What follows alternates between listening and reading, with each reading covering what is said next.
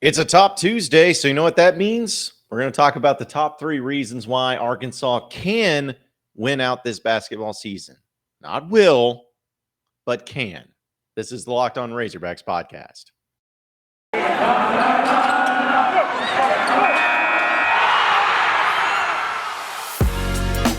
You are Locked On Razorbacks, your daily podcast on the Arkansas Razorbacks, part of the Locked On Podcast Network, your team every day. And welcome into the Locked On Razorbacks podcast. I am your host, John Nabors. I am also the host of Out of Bounds. You can catch every weekday afternoon from 1 to 4 on 103.7 The Buzz and 103.7thebuzz.com. Hope everybody's having a wonderful Tuesday. It is storming like crazy here in the central Arkansas area, so hopefully my electricity doesn't go out or my internet goes out. We can just make it through this podcast and get it uploaded before any of that happens. But it's been a pretty fun week leading up to the moment. Actually, I just bought a truck yesterday, so I'm pretty pumped from Guatney Chevrolet. So shout out to them. But I was there yesterday, and when if you've ever bought a vehicle before, it's a very timely process. There's a lot of stuff when you're just waiting on people and all that. And yesterday when I was at the dealership and I was just kind of thinking about the podcast and what I'd like to do for my Top Tuesday, I started, thinking about all these different options. And I started looking at the Razorback basketball team, of course, of what they got going on. And I looked at the schedule and I've kept reading articles about, hey, it's the toughest schedule the rest of the way. Like the final 4 games is the toughest anybody ever has in all of college basketball. Like I started seeing all that and I'm like, yeah, I mean, Arkansas, I guess they could basically do maybe, go 2-2, 3-1, whatever it could be. But then I was like, why couldn't they go 4-0? Like down this regular season stretch, why couldn't they finish out 4-0? And honestly, I couldn't think of a really good reason why, other than just chalking it up to possibly the other team that Arkansas ends up playing out of their minds, and Arkansas has a really bad game, which happens.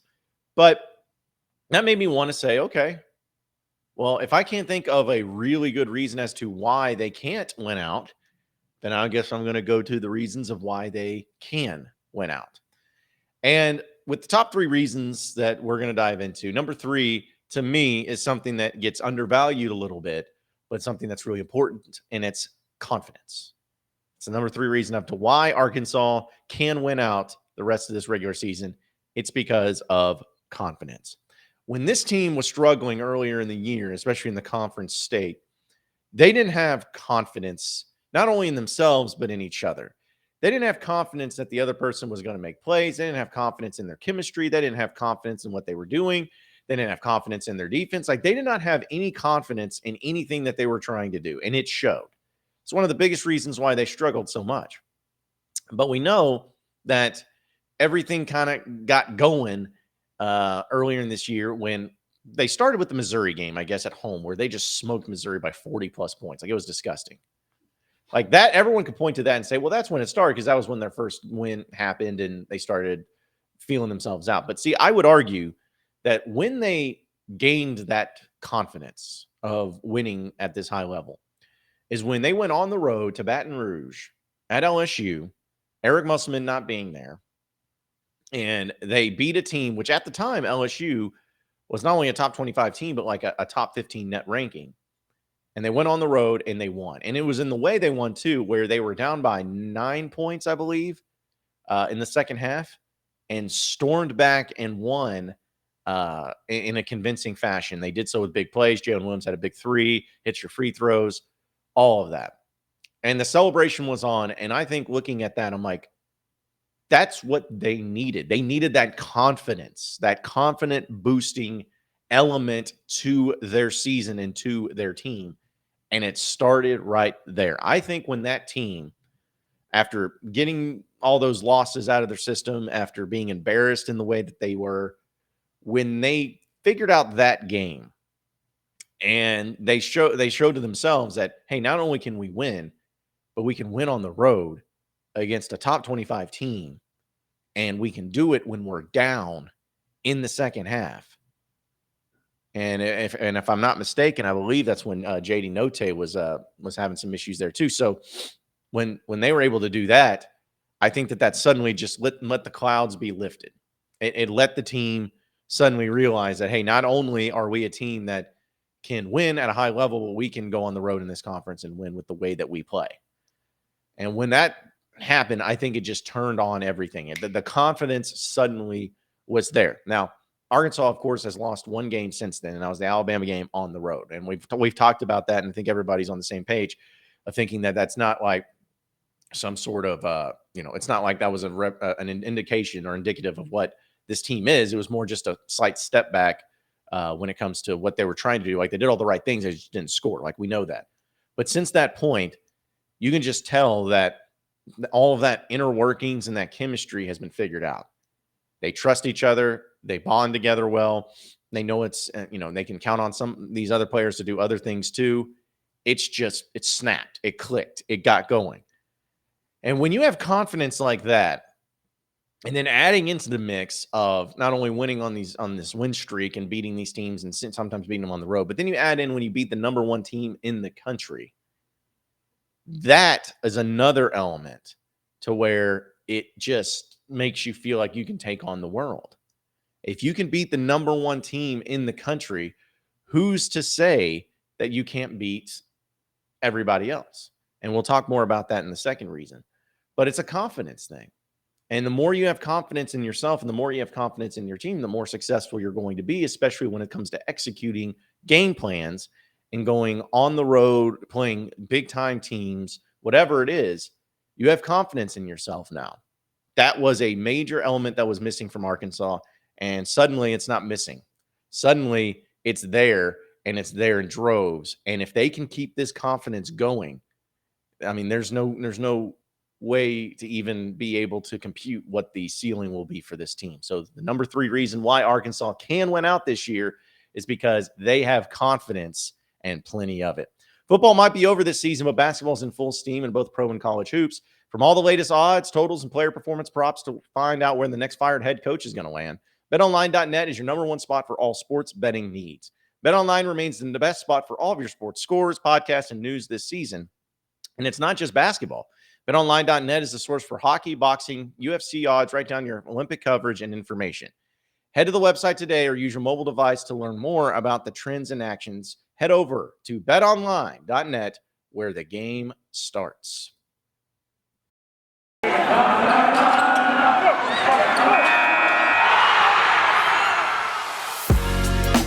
You are Locked On Razorbacks, your daily podcast on the Arkansas Razorbacks, part of the Locked On Podcast Network, your team every day. All right, continuing it on with our top 3 reasons why Arkansas can win out. The number 2 reason why Arkansas can win out this regular season is simply their elite defense. Now, I know that we talk about defense a lot, and I know that basketball can sometimes, especially from a lot of people that enjoy the old school way of basketball and how it used to be played, and they'd never be able to do it in that league back then, whatever. People just think that defense doesn't exist in basketball, or at least it's an overrated trait. Everyone thinks that they're going for 3-point shots or dunks, nothing else in between. That's all it is. And I think that to a degree, that is a little bit true. But there are teams that make their money playing defense. And if you're going to win a national championship in college basketball, you have to play elite defense. Like, find me a team that was able to score 90-plus points a game, but give up 75-plus points a game that won a national championship. I feel like it's probably pretty low. I didn't actually research that. So if somebody finds it, they'll probably be like, yeah, you idiot, we should have looked it up. Fine. My point is that almost every national championship team that I know and that I remember had elite defense. Not always elite offenses, but elite defenses, and that's what got them. Like, I think about Virginia in the way that they played. They won a national championship because of their defense. Texas Tech, I remember when Chris Beard was there and they played in the national championship game. They got there because of their elite defense. And so That's something that can always be there, at least a little bit more consistently than offense. You're going to have bad shooting nights. Like even the all-time great shooters will have bad shooting nights. It'll happen. Teams will have bad shooting nights. You won't be able to score. It will happen. That is a lot more difficult to keep consistency with than it will be to continue to play great defense, which Arkansas has done. Arkansas's defense, I'm not saying it's the best I've ever seen, but it might be the best of this millennium. I mean, really think about it. Arkansas's defense might be the best we have ever seen it in this millennium. The stats kind of speak for themselves when it comes to the numbers, but just look at this. Where Arkansas, you got to remember too, Arkansas was awful at defense in the beginning of the year, right? You got to think about that. You got to think about all the numbers that can change there. But Arkansas has only given up 67 points per game, all right, and 44% shooting from the field.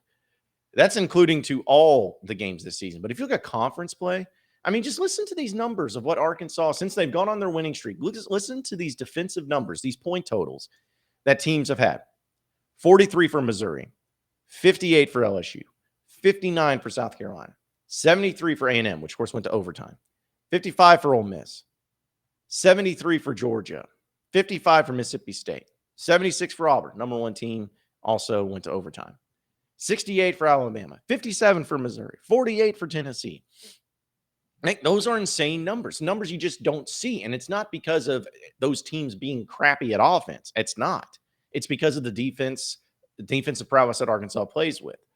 I think that guys that are really underrated, DC Toney, I still think is the best defender on the team. That's pretty much all he is doing. It's like, hey, buddy, you go out there, play defense, get rebounds. If you can score, that's great too. Play defense, get rebounds. That's what you need to do. And that's what he does really well. And I think that Eric Musselman has even discussed it many times too, when breaking it down from his play. He's like, he can guard point guards or he can guard big men.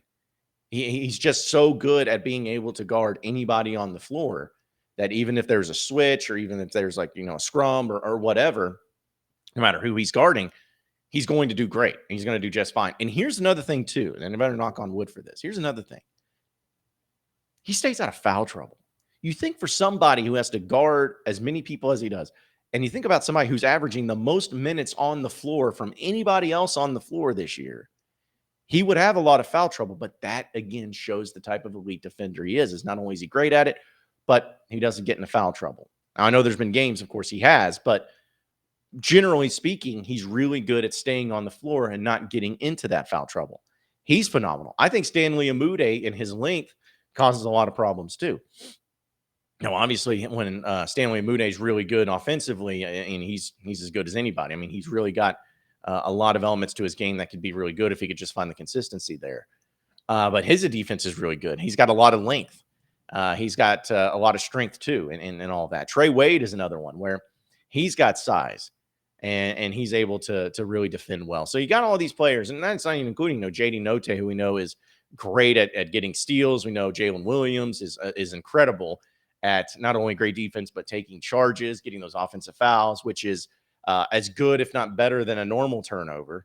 Like, I'll take those because not only do you get the ball back, but you also cause the other team to get more fouls. In those particular cases, that individual player more fouls. So those are kind of even more enjoyable than that. Devo Davis is a great one too. So just, you got great individual defensive players. But when you accumulate all of that and put it in together as far as a great offensive team or defensive team, defensive as a complete and total unit, that's when it looks beautiful. Like that game against Tennessee, 58-48, people would see that final score, they'd be like, that's disgusting. Who wants to watch a team score less than 50 points? I do. Like, because if you watch the game, it's not a game where both teams just suck offensively and it looks putrid. It looks like the mid to late 2000s SEC with Mississippi State versus Vanderbilt. Like it's not that. You just had two great, because Tennessee was the same way, two great defensive teams battling it out. And it just shows you how much like every basket means. Every shot that you get means so much. Every free throw is everything. And I love those types of games. I love the way that it was played, and I love the way that Arkansas is able to do that. And so to me, that's the number 2 reason why this Razorback basketball team can win out, because defense travels. No matter who they're going to go up against, they're going to have great defense. If it's Florida tonight, I feel confident that Florida's not going to score more than 70 points. Now, Arkansas's got to score more than them, of course, to win the game. That's how it works. Florida ain't scoring 70 points. It ain't happening. I have full confidence in that. In fact, I don't see any other team the rest of the way. I guess we'll see about Kentucky on Saturday. But I don't see any other team the rest of the way scoring more than 60 points on Arkansas. So as long as Arkansas's offense is not putrid like it was against Alabama on the road, Arkansas can win all those games because their defense is that good. And that's the main reason why they'll be able to keep it going and possibly win out this year.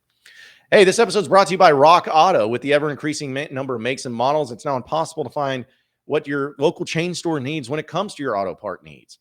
But that's why you need rockauto.com. You can save time and money. And why spend up to 30, 50, or even 100% more for the same parts? Rock Auto is a family-owned business serving do-it-yourselfers for over 20 years. And Rock Auto prices are reliably low for every customer. Go and explore their easy-to-use website today to find the solution for your auto part needs. If you go to rockauto.com right now and see all the parts available for your car or truck, be sure to write the Locked On podcast. That's how you heard about them in their suggestion box so that they know that we sent you. Amazing selection, reliably low prices, all the car parts you will ever need at rockauto.com.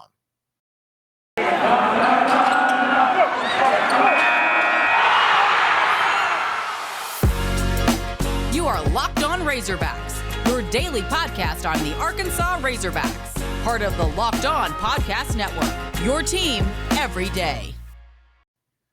All right, so the number 1 reason why the Razorbacks will win out or can win out this year, which, by the way, this is 1 and 1. Like, you could have used number 2 for this number 1. Like, they're so close and interchangeable, but I decided to mix it up a little bit. But the number 1 reason why Arkansas will be having a chance or can win out the rest of this year is the emergence of Jaylen Williams. Now, we all knew going into this year that Jalen Williams was going to be a really good player. Like, we saw him last year as a true freshman shine in a lot of spots.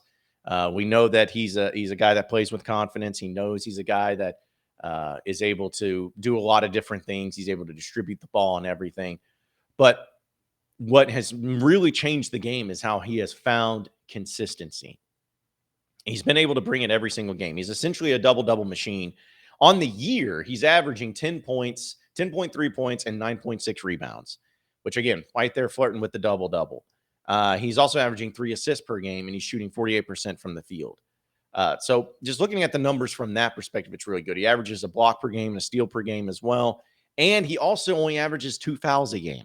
That's big. And 1.5 turnovers per game. That's even bigger. So just looking at the numbers, you can see the type of impact that he's been able to have so far this year, especially when he's playing 30-plus minutes each and every game. But here's what I love about Jalen Williams, and we kind of alluded to it a little bit yesterday, but here's what I love about Jalen Williams more than anything. And, like, again, you could see from all different, like, walks of life and all different elements to what he does and be able to see how good he is at other things too. But here's what I love about him the most is his threat. It's his threat. Like, when you see this guy play, there's so many good things about him that other teams, even though they may plan for him, even though they may scout him, they can't stop him. And what I mean by that is he's not just a guy that goes, like, offensively, we'll start there. Offensively, he's not just a guy that'll stay down low and be able to play some bully ball and back somebody down and shoot a shot. He can, but that's not all he can do. He's a guy that also can catch whenever a team's in the zone and everything. He can catch a shot or catch the ball right there at the free throw line or in the paint, at the top of the paint, and be able to turn around, and if nobody's sitting in front of him, shoot it and make it. He can do that. He can also, as we've seen in times, especially in clutch situations, make threes. Now, he's not the best three-point shooter of all time, but he is perfectly capable of stepping out there and hitting a three. He can also distribute as well as anybody on the team. He can pass it. He can assist it. He's a great passer and a guy who has great vision on the court too. He can do that. He's also a guy that can go to the free throw line and knock down some free throws. He's shooting 71% this year as a free throw shooter. And for a big man, that's incredible. And as many times as he goes to the free throw line, that's really good too. He can do that.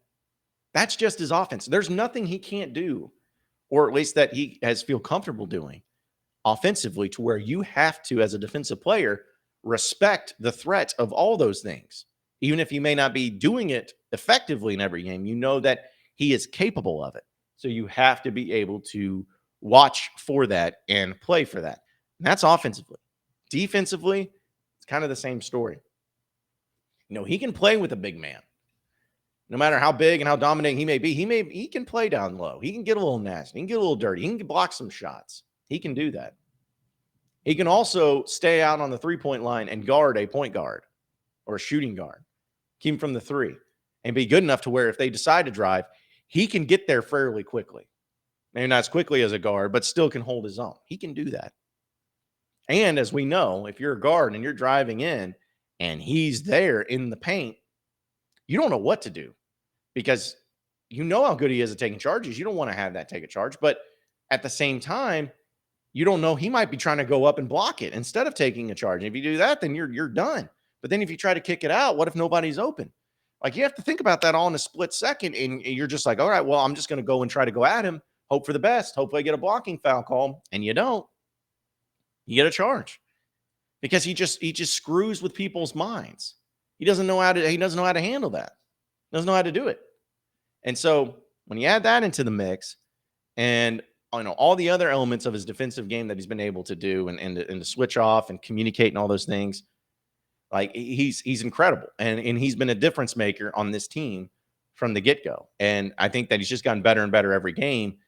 And when the dude's going out there and getting at least double-digit points and double-digit rebounds every single game, staying out of foul trouble, taking charges, all those things, he's a frustration. He's annoying. He's one of those guys that you are so glad he's on your team, but you would hate him if he was on the other team.